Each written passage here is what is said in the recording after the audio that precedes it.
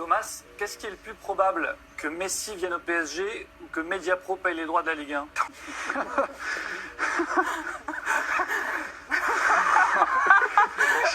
Merci Thomas. Bonne question. Faut le filmer. Bon, bah au moins on aura un journaliste qui ne pointera pas Pôle emploi, quel génie. L'équipe, j'espère que vous allez bien, on est d'accord, la France est quand même un grand pays, très respecté, on a pas mal de records, maintenant je sais pas si on peut s'en vanter de celui-ci. Une chaîne télé qui n'aura duré que combien, 3 mois? Alors le groupe n'est pas français, c'est vrai, enfin bref. Aujourd'hui l'équipe, vous avez capté Nouvelle Actu Foot, une série évidemment toujours sponsorisée par OneFootball, l'application numéro 1 sur toute l'actualité du foot. Pour ceux qui n'ont pas suivi la petite histoire Mediapro, la chaîne Téléfoot, bah justement allez la voir sur l'application qui est dispo donc dans la description et totalement gratuite.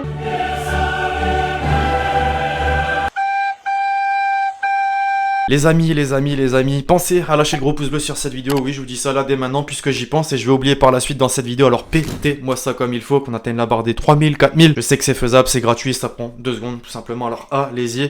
L'équipe, on ouvre une petite page Coupe d'Europe, petit aparté donc. Après le tirage au sort des 8ème de finale de la Ligue des Champions qui s'est déroulé hier à midi, le PSG fixé, ce sera le Barça. On en a fait une vidéo d'ailleurs, n'hésitez pas à aller la voir. Des belles retrouvailles donc après la remontada en 2017, la revanche est à prendre. D'ailleurs, Neymar n'a pas perdu de temps sur son Insta, il a hâte de retrouver Messi, cette fois-ci évidemment en tant qu'adversaire. Bien sûr, on peut pas le nier, c'est le pire tirage possible pour le club de la capitale. En revanche, pour le Barça et la presse espagnole, c'est pas si mal que ça. Attention au karma. Puis bon, si je fais ce petit aparté, c'est aussi pour parler de la Ligue Europa. Lille n'a pas forcément été chanceux en tombant contre l'un des 3e de la phase de poule en Ligue des Champions. Ce sera donc l'Ajax, l'adversaire du LOSC. À force, mes Lillois. Bon, et puis rien à voir avec la Ligue des Champions, mais comme on parle de Coupe d'Europe, on est sur du haut standing. La cérémonie The Best, c'est pour cette semaine, et je voulais simplement vous montrer les quelques nominés. D'abord pour le joueur de l'année, Ronaldo, Lewandowski, Messi. Le Polonais devrait l'emporter. Les meilleurs entraîneurs, Marcelo Bielsa, effectivement, qui a fait fort avec Leeds, mais je le rappelle, n'est que monté de la D2 anglaise à la D1 anglaise. Et évidemment, Jürgen Klopp. Enfin, les meilleurs gardiens, Alisson, Neuer,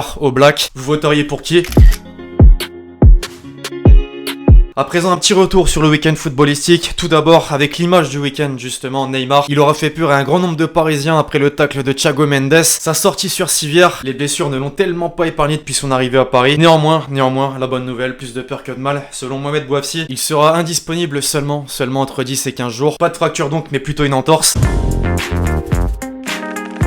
La revue de presse, désormais l'équipe, d'abord avec une pensée pour qui? Pour Gérard Rouillet qui nous a quitté hier à l'âge de 73 ans. De nombreux quotidiens sportifs ont évidemment tenu à lui rendre hommage ce matin comme le journal L'équipe. Un cœur en rouge et bleu, un très grand entraîneur français passé par le RC Lens, le Paris Saint-Germain, Liverpool, là où il a marqué son empreinte. Sélectionneur de l'équipe de France, faut pas l'oublier, et aussi un très bon passage du côté de l'Olympique Lyonnais. Alors une grosse pensée évidemment les amis à ce grand personnage du football français. D'ailleurs, on ouvre une petite page Ligue 1. En bref, le Paris Saint-Germain a une nouvelle fois buté, cette fois-ci face à l'Olympique Lyonnais. Nouvelle défaite. Le journal L'équipe est évidemment revenu sur la blessure du Ney. Une balle dans le pied. Comme on l'a vu, plus de peur que de mal. Le joueur brésilien justement qui occupe encore l'actualité sportive en Espagne. La chaîne El Chiringuito a fait part de cette information selon laquelle son père, Jorge Messi, a eu une rencontre la semaine dernière au consulat du Qatar à Barcelone. Une bombe de plus donc pour alimenter la rumeur Messi au PSG. Néanmoins, le principal intéressé a vite démenti la rumeur en story Insta. Après, ça veut rien dire. Généralement, on aime bien cacher des discussions avant un réel transfert. Les Parisiens, vous en pensez quoi? Pour revenir sur la Ligue 1, l'équipe type de la semaine, justement, du journal L'équipe. On a parlé de la défaite du PSG, mais on n'a pas parlé de la très belle prestation de l'Olympique Lyonnais. 3 joueurs font partie du 11, notamment Lucas Paqueta. Le milieu de terrain brésilien a tout simplement impressionné. On peut mentionner aussi la présence de Benedetto. Cet OM en impose justement dans les colonnes de la Provence ce week-end. Les Marseillais continuent leur longue série de matchs sans défaite en Ligue 1, ce qui est plutôt de bon augure. Les conséquences au classement justement, Lille qui a aussi pris les 3 points est désormais en tête du championnat. Lyon suit derrière, le PSG 3ème sur la première marche du podium et donc Marseille à la 4ème place. En Espagne maintenant, on en a un petit peu parlé hier justement, le Real s'est imposé dans le derby de Madrid. Real Atlético, victoire 2-0. El Madrid s'est soubé à la Liga dans les colonnes de As pour Marca. Mucho Madrid. Évidemment, on se réjouit de cette belle série de victoires face à Séville, Mönchengladbach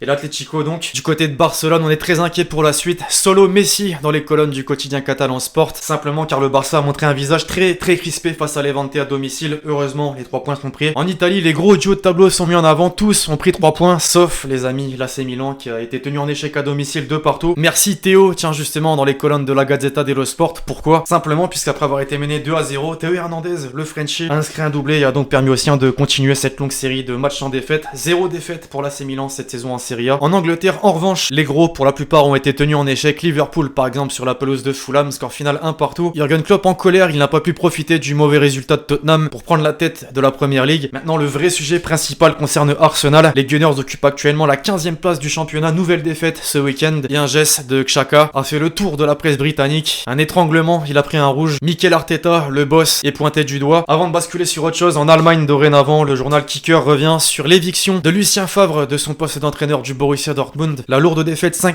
à domicile face à Stuttgart aura été celle de trop pour les dirigeants du club allemand. C'est un bon choix d'après vous? Le week-end en chiffres, Jean-Michel statistique. D'abord, tiens, qui concerne les clubs français, le Paris Saint-Germain, mauvaise nouvelle pour le coup on peut le dire. Le PSG a perdu 4 de ses 14 derniers matchs en Ligue 1, soit son pire total de défaites à ce stade de la compétition depuis la saison 2009-2010, où justement le PSG avait fini 13ème. Voilà, c'est un petit peu compliqué, faut pas oublier, c'est vrai que le PSG n'a pas eu de vraie pause, on va dire, après la Ligue des Champions de la saison dernière. Du côté de l'OM à présent, Flotov dans la sauce en Ligue des Champions, mais en Ligue 1, tout va bien. Le Marseillais est impliqué dans 11 buts en Ligue 1 cette saison, 5 buts, 6 passes D. Seul Mbappé a été plus décisif dans l'élite depuis le début de la saison. Encore une fois, dommage de ne pas avoir ce visage là en Ligue des Champions. Toujours concernant Marseille, cette fois-ci sur la longue série de victoires, seul l'Atlético Madrid est actuellement sur une plus longue série de victoires que Marseille dans les 5 grands championnats européens. Voilà, rien à dire de plus. Enfin, une stat symbolique qui concerne KB9. Benzema, les amis, qui est devenu le premier joueur non espagnol à disputer le plus de matchs pour le Real Madrid, toutes compétitions confondues, dépassant un certain Roberto Carlos, appelons-le monsieur. 528 matchs pour le Real Madrid. On change pas les bonnes habitudes évidemment, les quelques déclarations marquantes de ces derniers jours, de ce week-end notamment, et on commence avec le PSG. Marquinhos qui était présent sur RMC après le tirage au sort des 8ème de finale de la Ligue des Champions. Il a évoqué Neymar, tiens justement, je pense qu'il a l'envie, l'objectif de faire le même match qu'il a fait contre nous en 2017, la remontada. Mais face au Barça, bah espérons, il y a une revanche à prendre, enfin... pas pour lui. Toujours marqué cette fois-ci sur son avenir, finir ma carrière au PSG, j'espère, je pense rester le plus longtemps possible ici. Je suis content, ma famille aussi, mes enfants sont nés ici, il y a un grand lien pour la vie entre Marquinhos et Paris. On pourra pas dire de lui, en tout cas qu'il n'a pas l'amour du maillot. L'un de ses anciens coéquipiers, tiens justement, lui aussi, légende du club, Thiago Silva, je vais continuer à supporter le PSG. J'espère que l'on pourra se retrouver en finale de la Ligue des Champions cette année. Je n'ai pas pu dire au revoir aux supporters du PSG. C'est vrai qu'il y a eu un manque de respect, maintenant se retrouver en finale, j'ai un petit peu de mal à y croire. Il y a d'abord l'Atlético à éliminer en 8ème, pas facile. Verratti à présent, je pense qu'il n'y a pas de meilleure équipe que le PSG, je pense qu'ils, Neymar et Mbappé, ne vont pas tarder à trouver un accord, ils sont heureux ici. On attend. Une petite dernière autour du club de la capitale et sur Neymar en particulier, sa blessure. Riolo, qui a fait beaucoup parler, tiens d'ailleurs. La blessure, il la cherche pendant tout le match, au lieu de donner le ballon, il allait s'embrouiller avec Dubois, franchement c'est une attitude de sale mec. Je pense qu'il faut arrêter de dire ça vraiment. Neymar provoque, certes, mais Neymar provoque en dribblant, en jouant simplement au football. André Villas-Boas, tiens, toujours en roue libre au sujet de la Ligue des Champions en conférence de presse. La LDC c'était une mauvaise expérience, les incompétents sont ceux qui étaient ici et qui n'ont pas été capables de qualifier le club pendant 7 ans. Ouf, ça tire à balles réelles. Evra, maintenant qui est sorti du silence après la énième défaite d'Arsenal en première ligue. Thierry Henry, un jour, il m'a invité chez lui et me dit on va regarder le match d'Arsenal. La première image, nous avons vu Xhaka être le capitaine. Je ne peux pas regarder Xhaka être le capitaine de mon équipe. Quand on vient à dégoûter une légende de ton club, c'est vraiment qu'il y a un problème. D'ailleurs, faudrait faire quoi pour régler ce gros problème? Changer d'entraîneur, recruter, vendre? Dites-moi un peu dans les commentaires. Pour finir, Ibra, j'ai joué contre Paolo Maldini et maintenant je joue avec son fils, Daniel. J'espère que je pourrai aussi jouer avec le fils de Daniel. Il est tout simplement incroyable.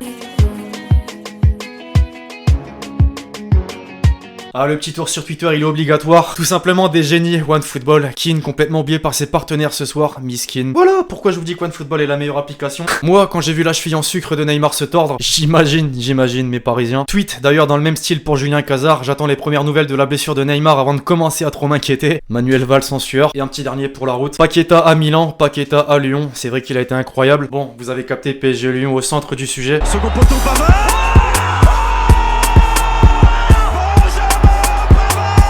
Petite mention à Xavi cette semaine, l'équipe, vous savez qu'il entraîne actuellement le club d'Al-Sadd au Qatar et regardez-moi un petit peu ce qu'il est en train de mettre en place. Ça va vous rappeler une époque du Barça, l'époque du Barça tiki-taka. Vraiment hâte, je l'espère un jour le voir entraîner le Barça.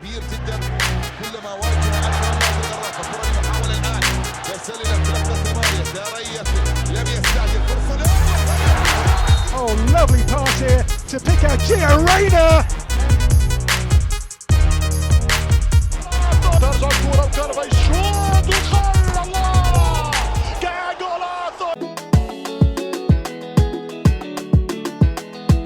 Et donc enfin, pour conclure la question de l'abonné, que penses-tu de Strasbourg cette année? Strasbourg, bah, c'est une équipe que je suivais en tout début de championnat. Voilà, c'est une équipe que j'aime beaucoup, un club que j'aime beaucoup. Pourquoi? Puisqu'il y a quand même une certaine ambiance, une certaine ferveur. C'est un petit peu un club comme Lens. Dans la période actuelle, c'est compliqué, il n'y a pas de supporters dans les stades. Il y a eu un mauvais début de championnat. Je pense tout de même que Strasbourg va relever la tête. Ça a déjà été un petit peu le cas, même si les résultats ne sont pas au rendez-vous. Je pense que Strasbourg, c'est une belle équipe, surtout quand le mental est présent. Voilà, quand t'enchaînes des séries de défaites sans forcément montrer un mauvais visage. Hein. En vrai de vrai, Strasbourg, c'était pas mal en termes de fond de jeu. J'aime bien l'entraîneur d'ailleurs. Et voilà, il y a eu des faits de jeu, une petite malchance, on va dire. J'espère et je pense, voilà, que Strasbourg va revenir un peu plus fort par la suite en championnat. Bref, voilà l'équipe, c'est tout pour l'actu foot du jour. J'espère que vous l'avez kiffé. Je compte sur vous, c'est le cas, pour lâcher le gros pouce bleu, très important. N'oubliez pas de lâcher le commentaire avec votre question pour le prochain épisode. Puis d'ici là, on se retrouve très vite sur la chaîne pour de nouvelles vidéos. C'était Lex. Ciao, ciao.